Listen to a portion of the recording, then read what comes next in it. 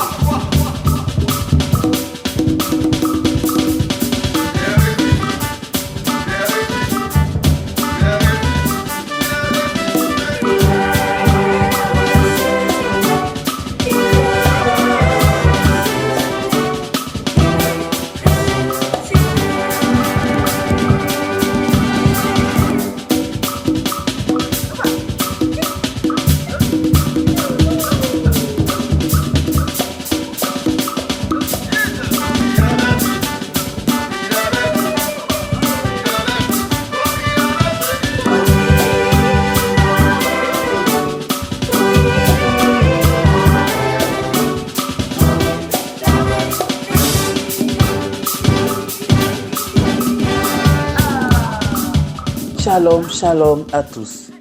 Toute l'équipe de la Bible ouverte vous souhaite une très joyeuse fête de Pâques. Que la grâce du Christ ressuscité se déverse dans vos maisons, sur vos enfants, dans vos familles, sur vos projets. Et que le Seigneur vous donne la grâce de les rencontrer véritablement durant tout ce temps pascal jusqu'à la fin de cette année. Dieu vous bénisse, nous vous aimons. Bonne fête de Pâques à tous et à chacun.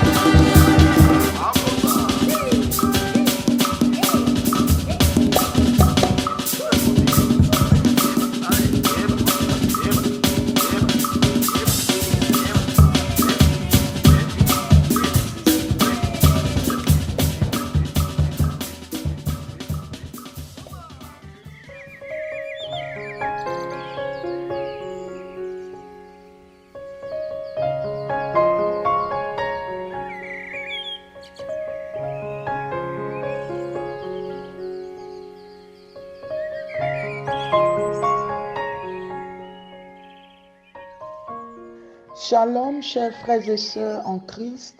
Shalom, chers fils et filles de l'Alliance. Nous voici encore une fois réunis pour la méditation de la Bible ouverte.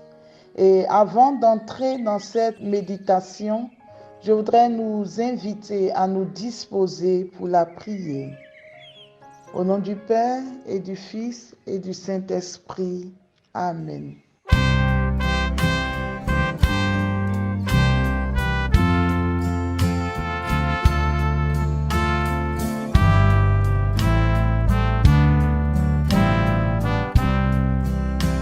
Jésus, par ton sang précieux. Jésus, par ton sang précieux.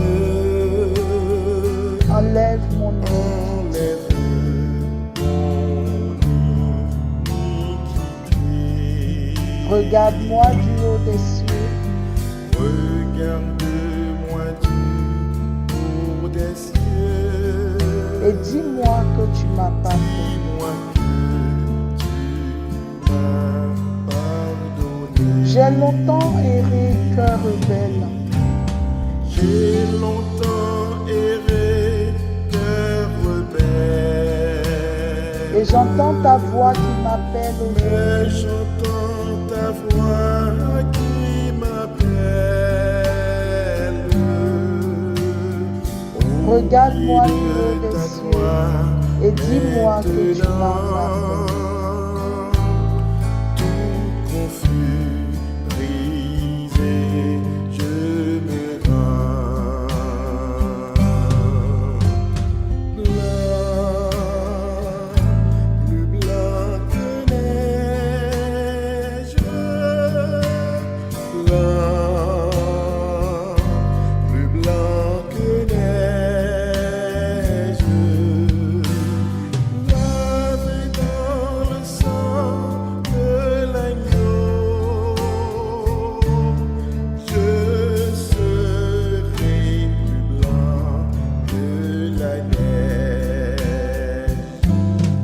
Oui, Seigneur, lave-moi que je sois plus blanc que la neige, car contre toi et toi seul j'ai péché.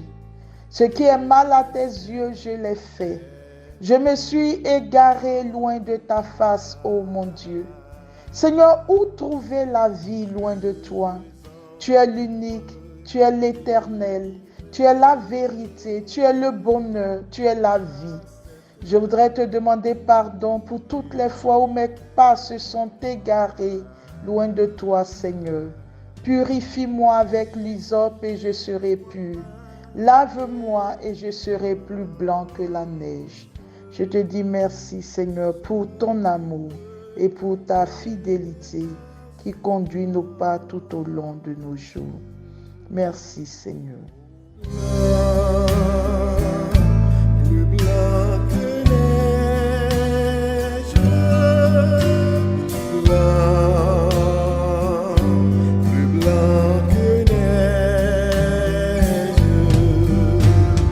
lavé dans le sang de l'agneau,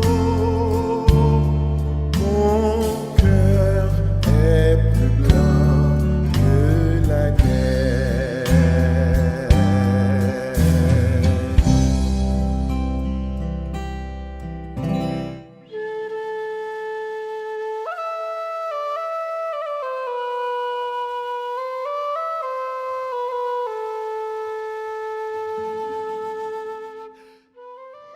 Chers frères et sœurs, ce matin donc, je propose que nous continuions notre méditation du livre de Ruth. Et dans cette méditation, nous allons lire Ruth, le chapitre 1, le verset 19, au chapitre 2, les versets 1 à 3. Ruth 1, 19, jusqu'au chapitre 2, les versets 1 à 3. Ainsi, elles allaient leur chemin toutes les deux jusqu'à ce qu'elles arrivent à Bethléem. À leur arrivée à Bethléem, toute la ville fut en émoi. Les femmes disaient: Est-ce bien là Noémie?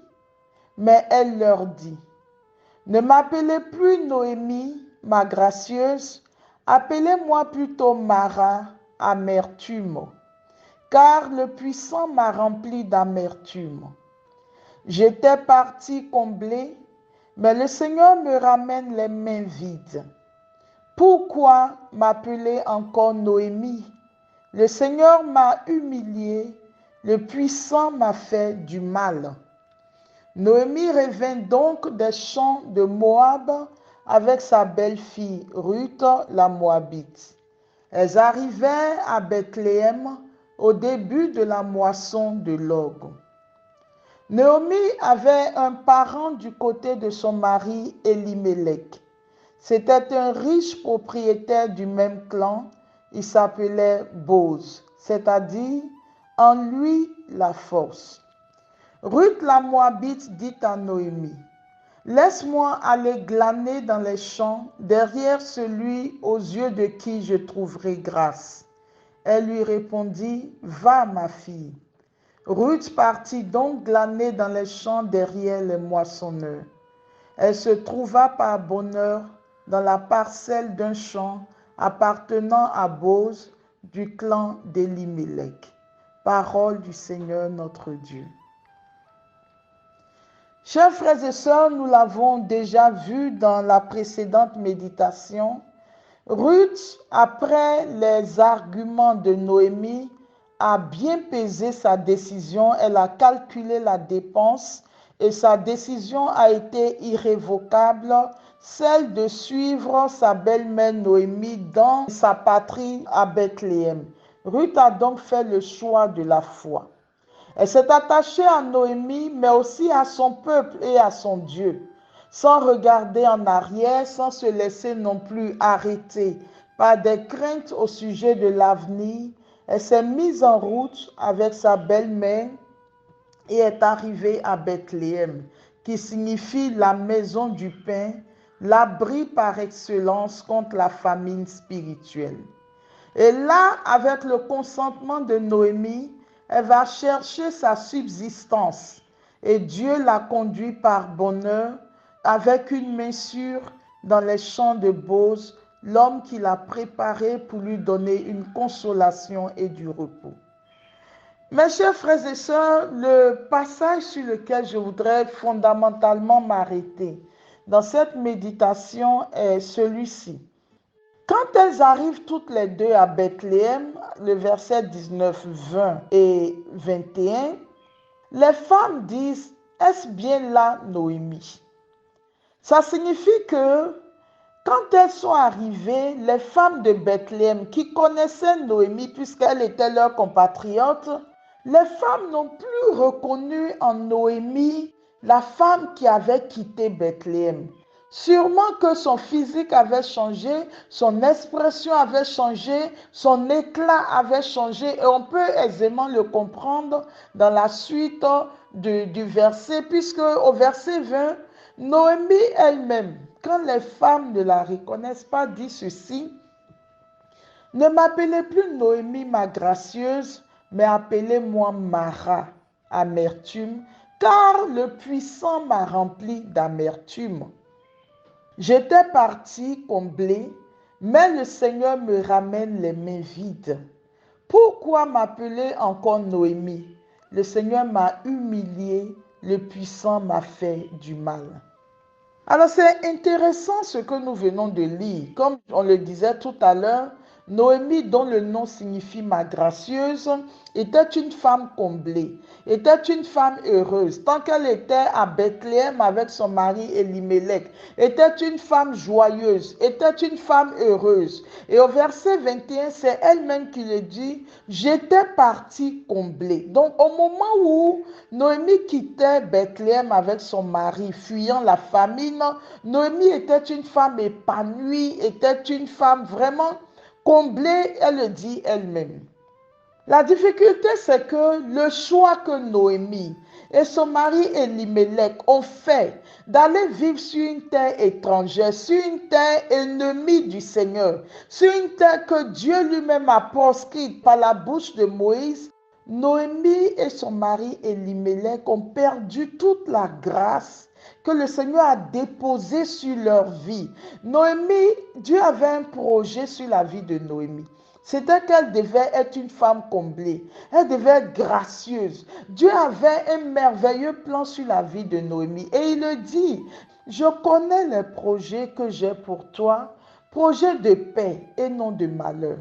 Il dit, si tu as faim, viens dans ma maison et mange gratuitement sans rien payer. Donc le Seigneur avait un projet de bonheur sur la vie de Noémie.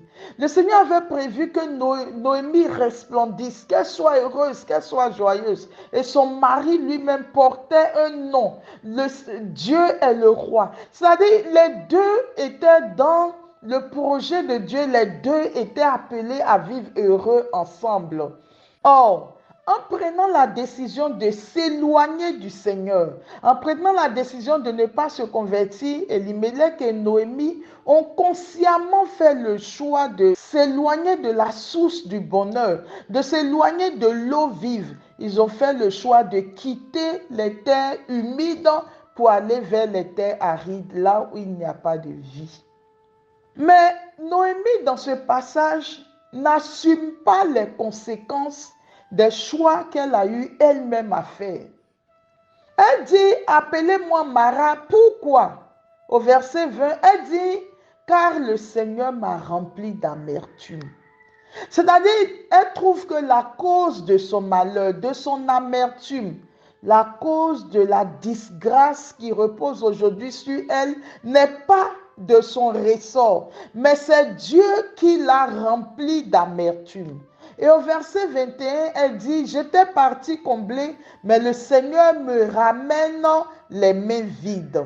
Donc c'est Dieu qui est la cause du fait qu'aujourd'hui elle n'a plus rien, qu'elle a perdu son époux, elle a perdu son fils aîné Malon, elle a perdu son fils cadet Kilion. Donc elle accuse le Seigneur d'être à l'origine de tout ce qui lui est arrivé. Toujours dans ce verset 21, elle dit, pourquoi m'appeler encore Naomi? Le Seigneur m'a humilié, le puissant m'a fait du mal.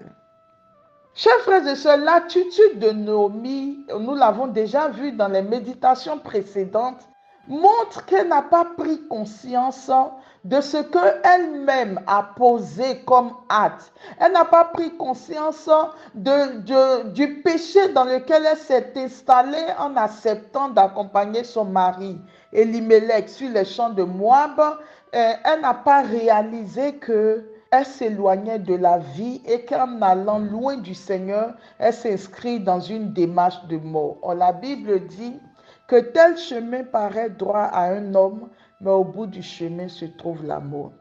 Et Naomi ne s'est pas convertie au point où, quand elle décide de revenir à Bethléem, ce n'est pas tant parce qu'elle a réalisé qu'elle a péché et qu'elle voudrait revenir dans la maison du Père, mais simplement parce qu'elle a appris que la famine avait pris fin. Or, pourquoi est-ce que la famine a pris fin? On l'a vu dans les méditations précédentes, la famine avait été posée à Bethléem par le Seigneur, permis par le Seigneur, pour que le peuple réalise qu'il est dans le péché et qu'il se convertisse. Donc, si Dieu décide à un moment donné de mettre fin à la famine, c'est sûrement que le peuple a pris conscience de son péché et le peuple est revenu de sa mauvaise voie, le peuple s'est converti. Naomi, elle, a-t-elle été convertie? La suite du passage nous montre que non. Elle décide de revenir, pas pour revenir au Seigneur, mais parce que la famine a pris fin et qu'elle aura du pain désormais à manger si elle reste à Bethléem. La deuxième raison, c'est qu'elle n'a plus personne dans le pays de Moab. La troisième raison, c'est qu'elle ne réalise même pas que ce sont ses choix qui ont fait qu'aujourd'hui elle se trouve dans cette situation, mais elle accuse Dieu d'être à l'origine de son malheur. Le Seigneur m'a humilié, le Seigneur m'a fait du mal, le Seigneur m'a rempli d'amertume. Malheureusement, l'attitude de Naomi est l'attitude de beaucoup d'entre nous. Souvent, nous faisons des choix. Nous nous éloignons volontairement de la volonté de Dieu. Le Seigneur dit, je mets devant toi la vie et la mort, choisis la vie. Mais nous, le plus souvent, nous regardons à nos intérêts et nous faisons des choix qui plus tard vont entraîner dans nos vies le malheur, la maladie, la mort, la disgrâce, l'échec, etc. Mais loin de nous remettre en cause, de nous humilier devant Dieu, en disant, Seigneur, je le sais, ce sont mes choix qui m'ont conduit dans cette situation. Nous ne réalisons pas que ce sont nos choix qui nous perdent et de façon générale, nous accusons Dieu. Seigneur, pourquoi as-tu permis que cela m'arrive? Seigneur, où étais-tu quand cela m'est arrivé? Seigneur, pourquoi permets-tu à mes ennemis de pouvoir prendre le pas sur moi? Mais nous ne réalisons pas qu'en fait, c'est de notre faute. Ce sont nos choix, ce sont nos égarements qui ont ouvert des portes dans notre vie et qui ont permis à l'ennemi de semer le malheur, la maladie, la disgrâce, l'échec, le non-accomplissement dans notre vie. Il est important, chers frères et sœurs, que nous réalisions que ce que nous semons, c'est ce que nous récolterons. Le Christ dit lui-même, le diable vient pour voler, pour détruire et pour tuer. Donc tous les choix que nous faisons loin du Seigneur nous conduiront à ce résultat. Nous serons détruits, nous serons tués, nous serons volés. Volés de nos grâces, volés de nos bénédictions, volés de nos destinées. L'ennemi cherchera à tuer la grâce de Dieu en nous. Tous les pas qui nous conduisent loin du Seigneur sont des pas de mort. Mais Jésus continue en disant, mais moi je suis venu pour que vous ayez la vie et que vous l'ayez en surabondance. Il est évident que ce n'est pas toujours facile de suivre le Seigneur. Cela demande beaucoup d'ascèse. C'est une vie surnaturelle à laquelle Dieu nous appelle. Mes chers frères et sœurs, si nous sommes patients sur ce chemin, si nous marchons courageusement, si nous marchons avec détermination sur cette voie, jusqu'au bout du chemin, une chose est sûre, nous trouverons la vie. Le plan de Dieu se déploiera dans notre vie. Le projet merveilleux de Dieu trouvera son plein accomplissement dans notre vie.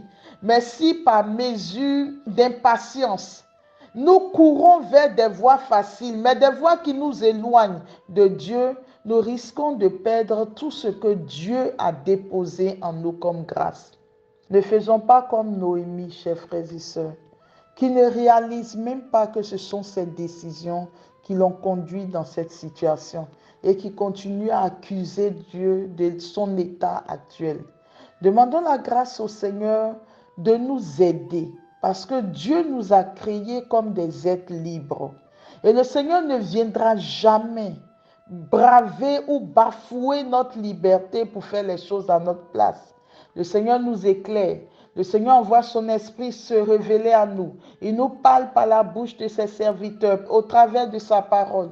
Tous ces instruments sont là pour nous aider à discerner la volonté de Dieu dans notre vie. Et même si nous ne trouvons toujours pas cette volonté, nous pouvons recourir à un accompagnateur spirituel pour nous aider à trouver le chemin du Seigneur. Mais n'acceptons pas facilement de prendre des voies qui nous égarent loin du Seigneur, car l'amertume et la mort nous attendront au bout de ce chemin.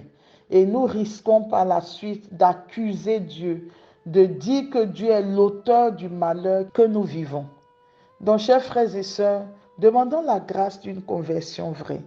Demandons-lui d'être notre force intérieure, afin que nous ne reboussions pas chemin, afin que nous ne changions pas de voie, mais que nous soyons persévérants sur ce chemin qui mène à la vie, et au bout du chemin, nous serons comblés et récompensés.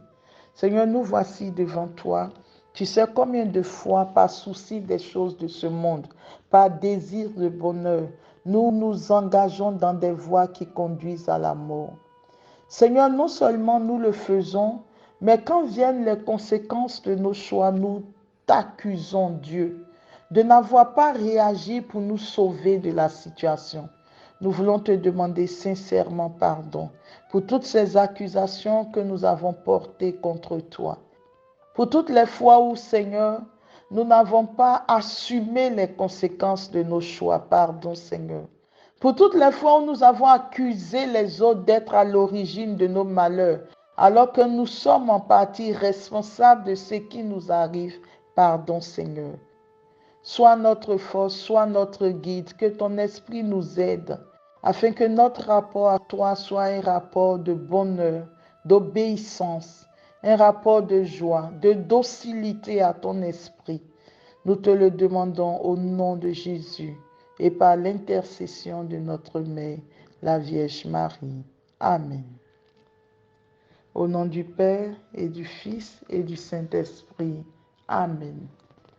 Anticipez l'éternité bienheureuse.